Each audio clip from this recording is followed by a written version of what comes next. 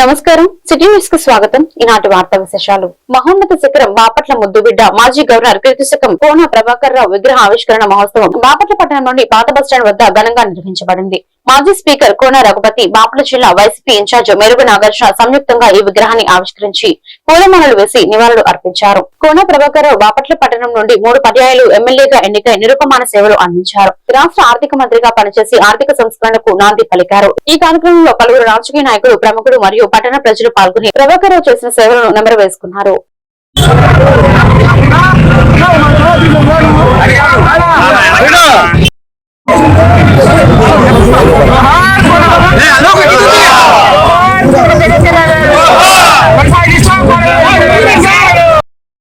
తీరులో మీరంతా కలిసి నడిచినందుకు మరి వారిని జ్ఞప్తి చేసుకుంటూ వారి యొక్క విగ్రహాన్ని ఈరోజు ఏర్పాటు చేసుకుని మళ్ళా అన్ని చేసుకోవడం అనేది అదృష్టంగా భావిస్తూ భావితరాలకు తీర్చిదిద్దాలని మహానాయకులు ఉండాలని ఎప్పుడు గుర్తొస్తే ఆ ప్రక్కన బాబాసాహెబ్ అంబేద్కర్ గారు కనిపిస్తూ ఉంటే ఈ ప్రక్క వస్తూ ఉంటే మరి కోన రఘుపతి గారి యొక్క తండ్రి గారు ఈ ప్రాంత రాజకీయాల్లో తప్పకుండా గుర్తుకు రావాలి.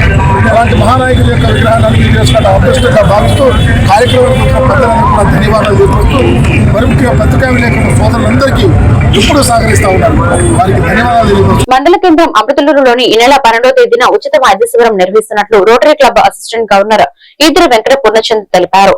అమృతలూరులోని శుక్రవారం ఏర్పాటు చేసిన విలేకరుల సమావేశంలో ఆయన మాట్లాడుతూ వెరికోస్ వెయిన్స్ సమస్యలపై వైద్య సేవలు అందిస్తున్నారని వివరించారు. సుశీత ఫౌండేషన్, ఏషియన్ వాస్కులర్ హాస్పిటల్ సౌజన్యంతో మైనేని రత్నప్రసాద్, ఈదిరి వెంకట పూర్ణచంద్, ఉప్పల సాంబశివరావు, కూచిపూడి సతీష్ కుమార్, పర్వతనేని భానుప్రసాద్ ఆధ్వర్యంలో ఈ శిబిరం జరుగుతుందన్నారు. అమృతలూరులోని మండల పెన్షనర్ భవన్ లో ఆ రోజు ఉదయం 10 గంటల నుండి సాయంత్రం 3 గంటల వరకు ఈ శిబిరం జరుగుతుందన్నారు. కాళ్ల వాపులు, నరాల వాపులు, కాళ్లపై పుండ్లు, అరికాల వాపులు, దురదలు, మంటలకు వైద్య పరీక్షలు నిర్వహించబడనున్నారు.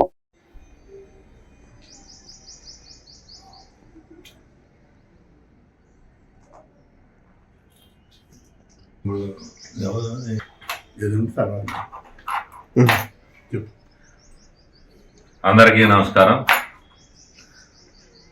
అమర్తలూరు గ్రామంలో గల పెన్షన్ హాల్లో Susheetha foundation and Asian vascular hospital Hyderabad వారిసే వెరికోస్ వీన్స్ పైన ఉచిత వైద్య శిబిరం జరుగుతుంది. ఇందులో కాళ్ళు వాపులు కానీ, కాళ్ళు నరాల వాపులు కానీ, తగ్గని పుండ్లు ఉన్నా కానీ, అరికాళ్ళు వాపులు కానీ, అరికాళ్ళ దురదలు, మంటలు కానీ, వీటన్నిటికీ ఉచితంగా 4,000 విలువైన టెస్టులు చేయబడుతున్నాయి. ఆ టెస్టులు చేయించుకోవాలంటే మనం హైదరాబాద్ కానీ, విజయవాడ కానీ వెళ్ళి చేయించుకోవాల్సిన అవసరం ఉంది. కానీ ఈ హాస్పిటల్ వారు ఇక్కడ మన దగ్గరలో ఉన్న ఈ పెన్షన్ హాల్స్కి వచ్చి ఇక్కడే చేస్తున్నారు.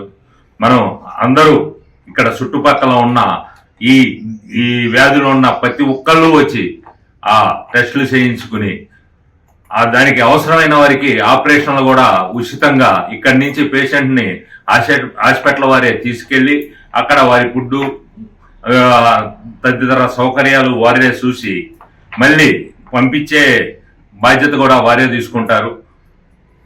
వారికి తెల్ల రేషన్ కార్డు కానీ, లేకపోతే మన వైద్యానికి సంబంధించి గవర్నమెంట్ వారు ఇచ్చిన ఆరోగ్యశ్రీ కార్డులు కానీ ఉంటే వారికి ఉచితంగా చేయబడుతుంది.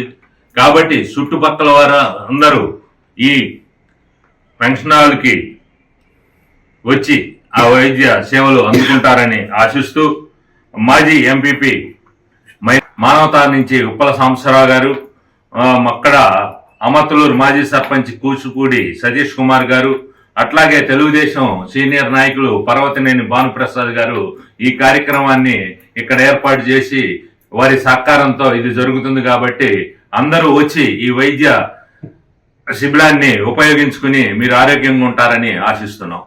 మరి ఈ శిబిరం మన చందు గారు చెప్పాడు. మరి ఈ ప్రాంతంలో టైలర్స్ కానీ, టాపీ వర్కర్లు కానీ ఎక్కువ నిలబడి ఉండేవాళ్ళు. రక్త ప్రసరణ జరక్క మరి కాళ్ళు కింద పుళ్ళు పడ్డా కూడా మానక అనేక మంది విద్య భవిష్యత్తును బంగారు బాటలో నడిపిస్తుందని విశ్రాంత జిల్లా కలెక్టర్ విష్ణు అన్నారు. గురువారం రాత్రి జరిగిన హైవెన్ స్కూల్ 29వ వార్షికోత్సవం సందర్భంగా ఆయన ముఖ్య అతిథిగా పాల్గొన్నారు. ఈ సందర్భంగా ఆయన మాట్లాడుతూ పెద్దమల్లి ఉదయ్ చంద్రరావు కర్లపాలెం మండలంలో ఒక ఉన్నతమైన ఉద్దేశంతో పాఠశాలను స్థాపించి ఎంతో మంది విద్యార్థులు ఉన్నత స్థాయిలోకి వెళ్లడానికి అవకాశం కల్పించారన్నారు. ఈ కార్యక్రమంలో డైరెక్టర్ పి చాందిని, ఆ పాఠశాల ప్రిన్సిపల్ ఎంఎం భాస్కర్, పాఠశాల యాజమాన్యం ఎం మహేంద్ర, తల్లిదండ్రులు పాల్గొన్నారు.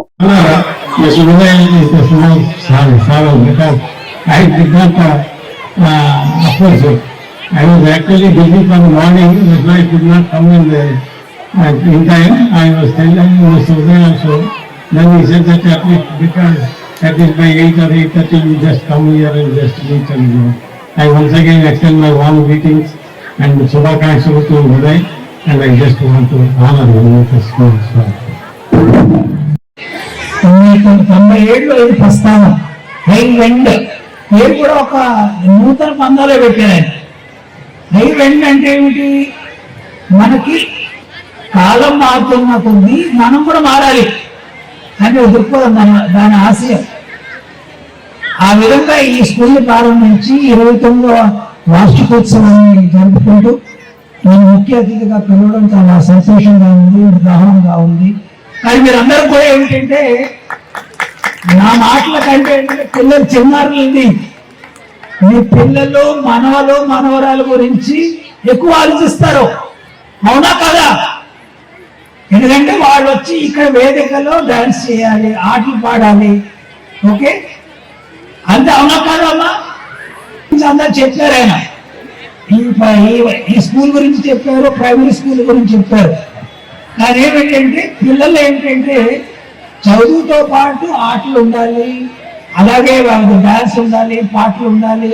ఇవన్నీ ఉంటే ఏమవుతుందంటే వారి యొక్క మూర్తివత్వం అంటే పర్సనాలిటీ అంటే సంపూర్ణంగా అది వెలుగుతుంది. అందుకోసం సిబిఎస్ఈ సిలబస్ అన్నారు. ఇక్కడ సిబిఎస్ఈలో కూడా ఏమిటంటే ఒట్టి పాఠ్యాంశాలే కాకుండా ఈ విషయాల్లో కూడా తెలుస్తారు, మీరు కూడా తెలియజేస్తారు. ఇవన్నీ కూడా ఏమిటంటే నేను ఎక్కువసేపు నేను మాట్లాడాను, ఎందుకంటే మీరు కూడా చూడాలని ఉంది. వీలైతే వాళ్ళతో డాన్స్ చేయాలని ఉంది నాకు కూడా.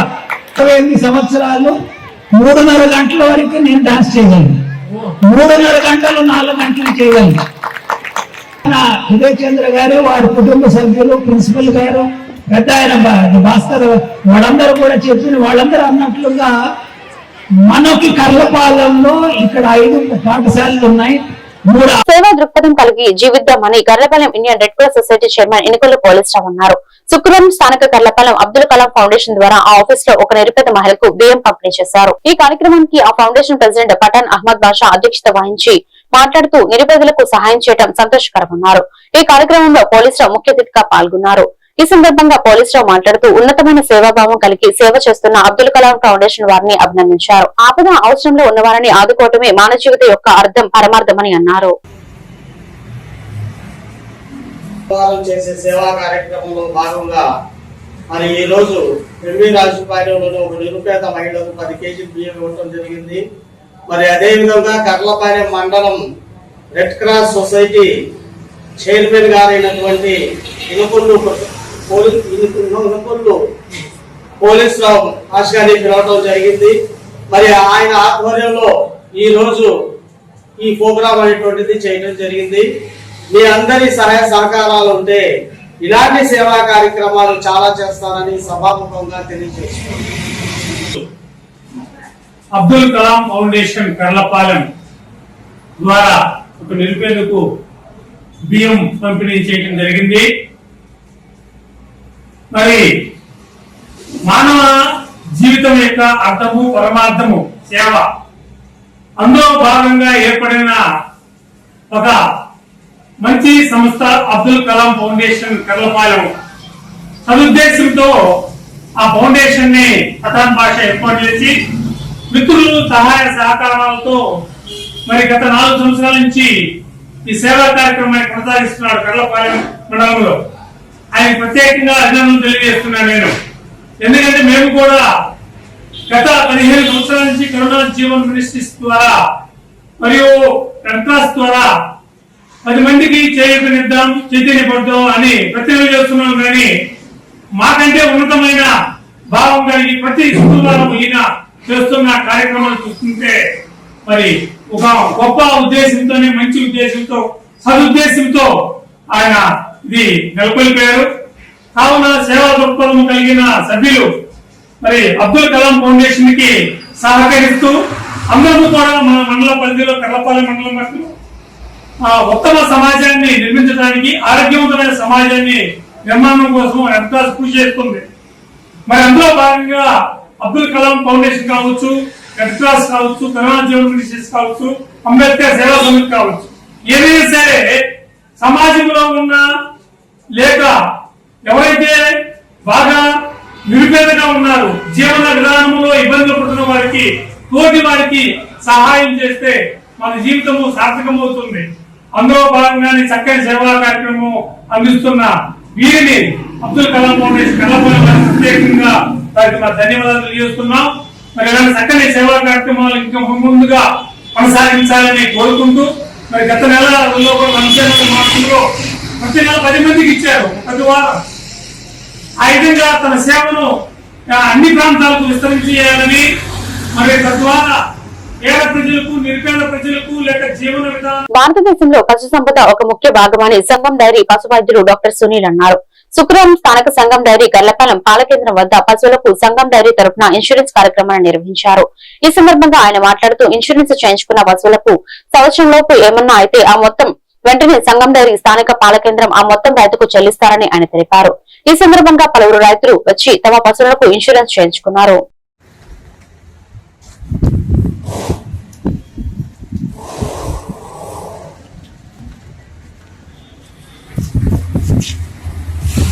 గేదెలకు అనేది ఇన్సూరెన్స్ చేయించుకుంటాం, ప్రతి సంవత్సరం చేయిస్తూ ఉంటామండి. ఇవేంటంటే మామూలుగా బయట మీరు పోల్చుకుంటే సంగం డైరీలో మీకు చాలా సబ్సిడీ అనేది రావడం జరుగుతుంది. సుమారుగా ఒక గేదెకి 50,000 కనుక మనం ఇన్సూరెన్స్ చేసుకోగలిగితే దానిలో ఒక 40% సంగం డైరీ, అంటే సుమారుగా 1,250 రూపాయల ప్రీమియంకి ఒక 500 రూపాయలు సంగం డైరీ భరిస్తుంది. అలాగే ఇంకో 20% పాల కేంద్రం వాళ్ళు భరిస్తున్నారు, అంటే ఒక 250 రూపాయలు. మిగతా 500 రూపాయలు మన రైతు కనుక భరిస్తే ఒక సంవత్సరం పాటు ఇన్సూరెన్స్ అనేది రావడం జరుగుతుంది. ఈ సంవత్సరం లోపల ఏదో అకాలంగా మరణించడం వల్ల కానీ, ఏదైనా జబ్బు వల్ల మరణించడం కానీ ఏం జరిగినా సరే గేదెకు అనేది మనం వేసిన అమౌంట్ ఎంతైతే వేసామో, సుమారుగా నేను 50,000 చెప్పాను, 60,000 కానీ 70,000 కానీ ఎంతైతే వేస్తామో ఆ గేదెకి ఇన్సూరెన్స్ అనేది పూర్తిగా వాళ్ళ పేరు మీద ఒక 1 మంత్లోనే చెక్ రావడం జరుగుతుంది. కర్లపాలెం పాల కేంద్రం నుంచి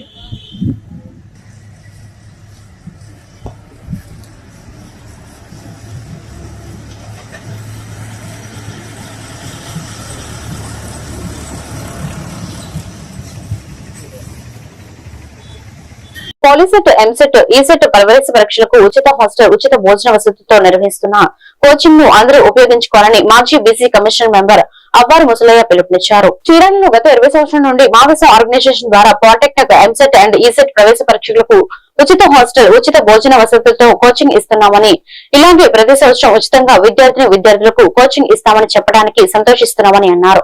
కావున ఆంధ్రప్రదేశ్ లోని విద్యార్థులు ఈ సదవకాశాన్ని ఉచితంగా ఉపయోగించుకోవాల్సిందిగా పిలుపునిచ్చారు. ఎవరైనా సంప్రదించవలసిన వారు 9247203805, 8500002799 ఈ నెంబర్లకు ఫోన్ చేయవలసిందిగా కోరారు.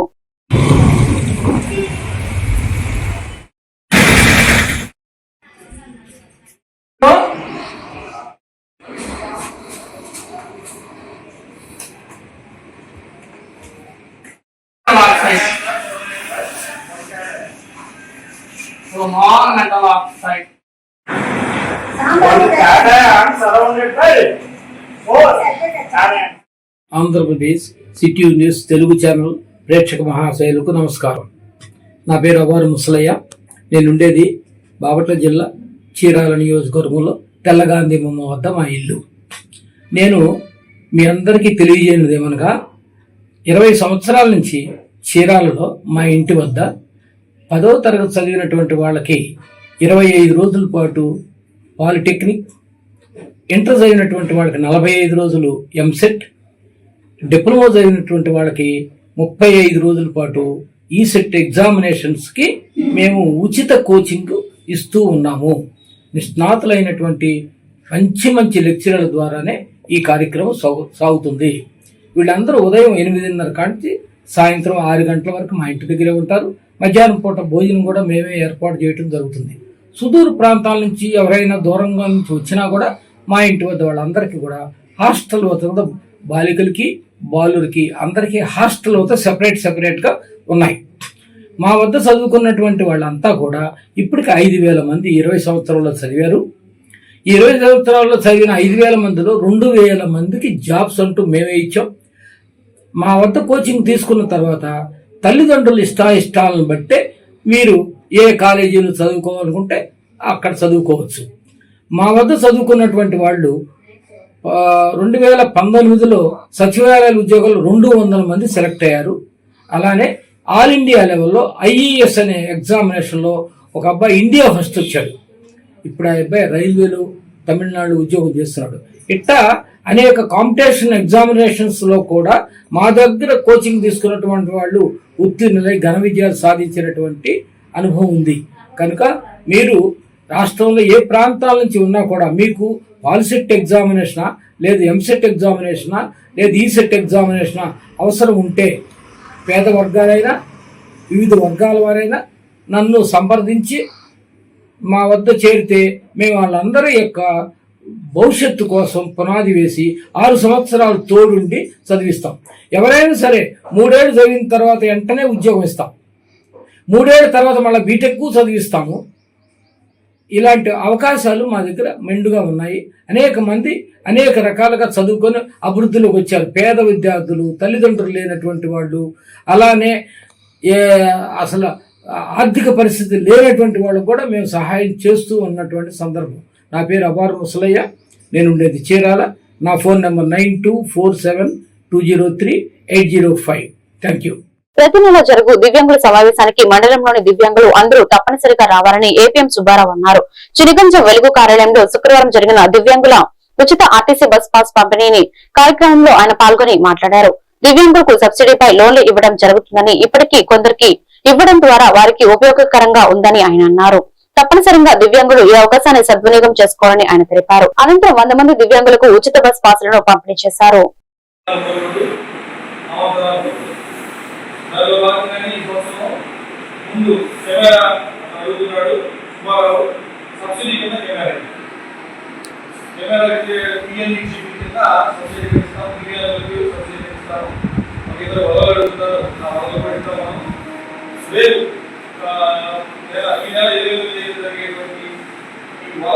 కార్యక్రమానికి ఆ రోజు ఇవ్వడం జరుగుతుంది. అయితే ఈ రోజు ముఖ్యమైన సమస్య ఏంటంటే మన మండలంలో సుమారుగా 100 మందికి మనం బస్ పాస్ ఇస్తున్నాం. ఈ బస్ పాస్లు వాళ్ళ దగ్గర మనం తయారు చేసేదంతా కూడా బస్ పాస్ ఇస్తున్నాం.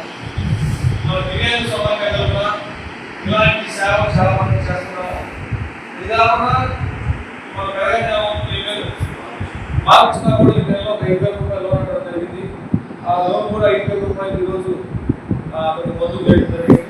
ఈ విధంగా ప్రతి నెల 10వ తేదీ నాడు ఈ దివ్యాంగ సమాజంలో జరుగుతున్నటువంటి ఈ సమావేశంలో చాలా మందికి లబ్ధి చేకూరుతుంది.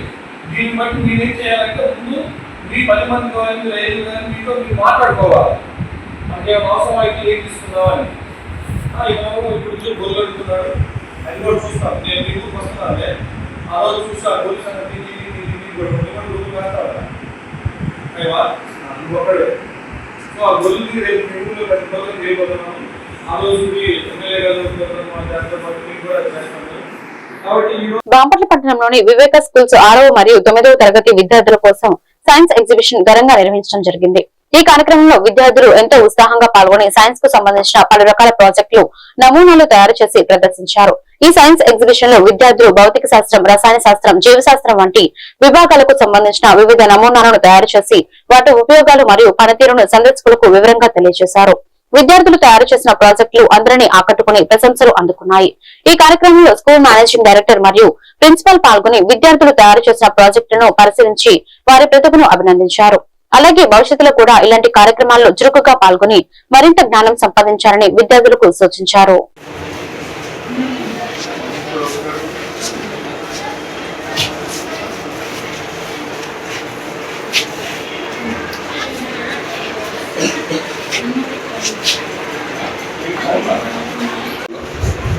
చాలా చక్కగా విద్యార్థులు ఈ సంవత్సరం పాటు వాళ్ళు నేర్చుకున్న స్టడీస్ భాగంగా స్టడీ ఎక్స్పో ఇంకా పిల్లలు చాలా మంది ఈ రోజున మన హైయెస్ట్ కాంపిటీషన్లో బాగా చదివి ఎక్కువ మార్కులు తెచ్చుకోవడానికి ఉత్సాహం చూస్తున్నారు. తప్పితే వాటిని ప్రాక్టికల్గా ఎలా అయింది, లైఫ్లో వాటిని ఎలా మెయింటైన్ చేసుకోవాలి, ఎట్లా అయింది అనేది వాళ్ళు సరిగ్గా ఫాలో అయిపోతున్నారు.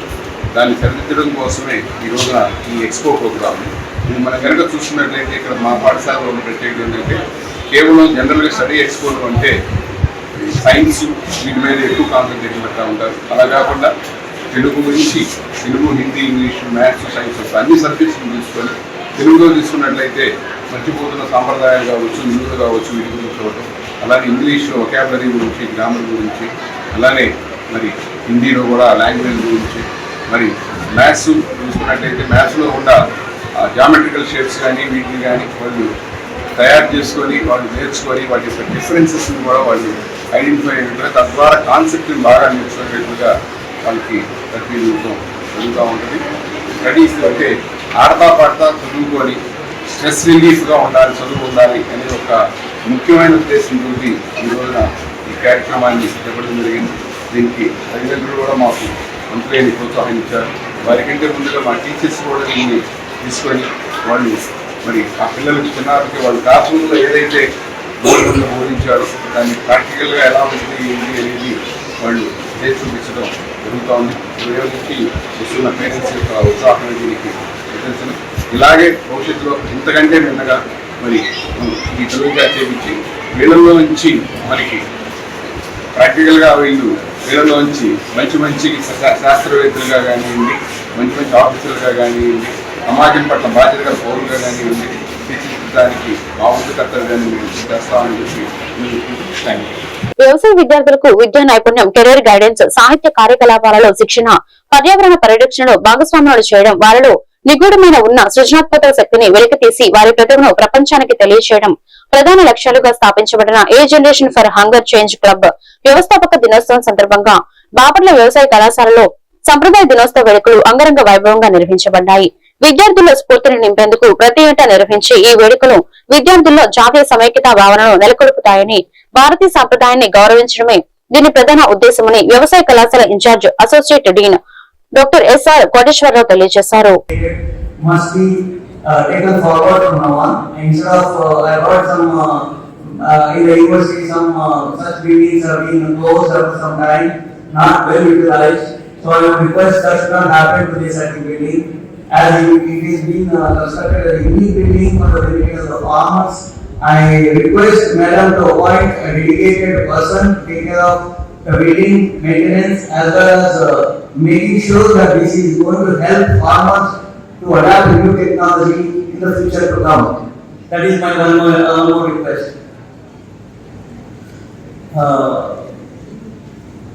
Okay.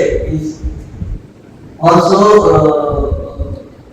this building should give an inspiration to other community people to help the college to build the necessary infrastructure. And there are all successful people from our college. And if there is a proper structure in the college to mobilize funds and utilize on a particular purpose-based mobilization, I am sure many people are willing to do donations much more than what I could do. And I would request the college team. I know college the administration has a lot of other responsibilities, but this could also be one responsibility to include fundraising and on infrastructure development, specifically for infrastructure development. I am sure there are thousands of alumni who are ready to help, ready to contribute, but the organization has to support it and make out with the proper presentation of the cause. I am sure it will help a lot. And for our new students, Palnadu జిల్లా కారంపూడి మండలంలో పల్నాడు జిల్లా joint collector Sanjana సింహ MPDO కార్యాలయంలో జరిగిన 3 చక్రాల motor cycle ఎంపిక శిబిరంలో పాల్గొన్నారు.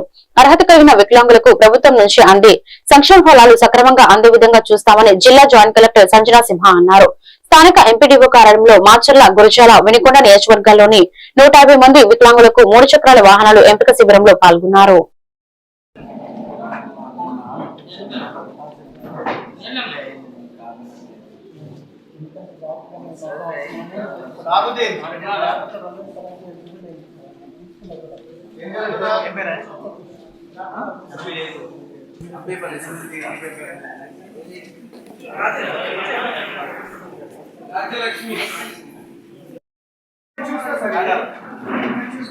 Sattenapalli dumping yard రానున్న రోజుల్లో సుందరమైన పార్కుగా అభివృద్ధి చేయనున్నామని రాష్ట్ర స్వచ్ఛ ఆంధ్ర కార్పొరేషన్ చైర్పర్సన్ కొమ్మారెడ్డి పట్టాభిరామ్ వెల్లడించారు. సత్తెనపల్లి పట్టణంలో ఆయన పర్యటించి మున్సిపల్ కార్యాలయంలో పత్రికా సమావేశం నిర్వహించారు. సమావేశంలో మాట్లాడుతూ సత్తెనపల్లి డంపింగ్ యార్డులో 19,000 మెట్రిక్ టన్నుల చెత్తను తొలగించాల్సి ఉందన్నారు. గతంలో బయోమైనింగ్ పేరుతో సత్తెనపల్లి డంపింగ్ యార్డులో చెత్త తొలగింపు కార్యక్రమంలో జరిగిన అవినీతిపై విచారణ చేపడుతున్నామన్నారు. 15 కోట్ల వ్యయంతో సీవేజ్ ట్రీట్మెంట్ ప్లాంట్ ఏర్పాటు చేస్తామన్నారు. రాష్ట్ర వ్యాప్తంగా డంపింగ్ యార్డులో రాష్ట్ర వ్యాప్తంగా 1 కోటి మెట్రిక్ టన్నుల చెత్తను తొలగించామని, మరో 50 లక్షల మెట్రిక్ టన్నుల చెత్తను తొలగించాల్సి ఉందని అన్నారు.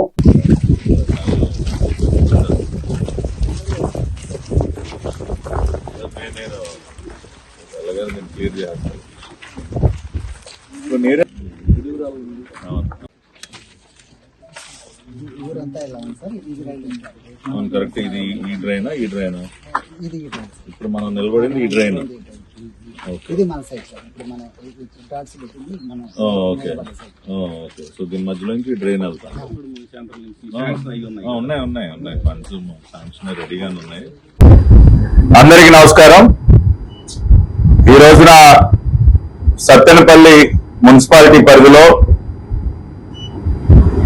శానిటేషన్ సంబంధించినటువంటి కార్యక్రమాలని పర్యవేక్షించడం కోసం ఇక్కడికి రావడం జరిగింది. గౌరవ శాసనసభ్యులు కన్నా లక్ష్మీనారాయణ గారి కోరిక మేరకు ఇక్కడ ఉన్నటువంటి వాస్తవ పరిస్థితుల్ని గమనించి ఏ రకంగా ఇక్కడ శానిటేషన్ ఇంకా మెరుగుపరచాలి, ఏ రకమైనటువంటి సౌకర్యాలని అదనంగా ఈ మున్సిపాలిటీకి కల్పించాలి అన్ని వాటిపైన దృష్టి పెట్టడానికి ఇక్కడ రావటం. మరి ఇక్కడికి చేరుకున్న దగ్గర నుంచి కూడా మరి ఇక్కడ ఉన్నటువంటి డంప్ యార్డ్ సమస్య గురించి కానివ్వండి, లేదంటే ఈ డ్రైనేజ్ సమస్య గురించి కానివ్వండి, ఎస్టీపీ ఏర్పాటుకు సంబంధించినటువంటి అంశం కానివ్వండి, వీటన్నిటినీ కూడా నేను స్వయంగా వెళ్లి పర్యవేక్షించడం జరిగింది.